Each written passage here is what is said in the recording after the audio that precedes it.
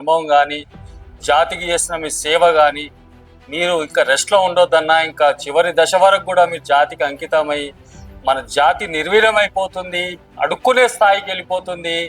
మనం అన్ని పార్టీల దగ్గర అర్చిస్తున్నాము, ఆశిస్తున్నాము, అది ఇది. కానీ మన యొక్క శక్తి మనం ఐక్యంగా ఉంటే మనవి రాజకీయ పార్టీలను శాసించే శక్తిగా మారుతాం. కాబట్టి మాదిగ శక్తిగా మారాలని అందరం కొంతమంది అన్నతో చర్చలు జరిపి, అన్నగారు మధ్యలో కూడా చాలాసార్లు వచ్చిపోయాడు, వీరేశం గారు వచ్చారు.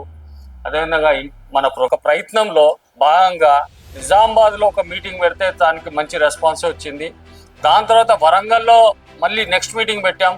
ఆ వరంగల్లో కూడా చాలా మంది మనం అనుకున్న దానికన్నా కూడా రెట్టింపుగా మన ఉద్యోగస్తులు, విద్యార్థులు కొంతమంది బాగా వచ్చారు. హైదరాబాద్ నుంచి కూడా చాలా మంది, అక్కడ ఒక 10-20 మంది మంచి వాళ్ళు వచ్చారు. కాబట్టి దీని జిల్లాలకు, గ్రామీణ స్థాయికి ఎంత బలంగా వెళ్తుందంటే ఈ వాయిస్, చాలా మంది ఈ సంఘం మీద నిర్వీర్యమై బతికిన వాళ్ళు చాలా మంది అనొద్దు, కానీ ఇక కొన్ని విషయాలు మనకి వేరే విధంగా పోతుంది, బాగుంటుంది. కాబట్టి వాళ్ళందరికీ కూడా పూసలు కదులుతున్నాయి, వాళ్ళ యొక్క భూమి కదులుతుంది.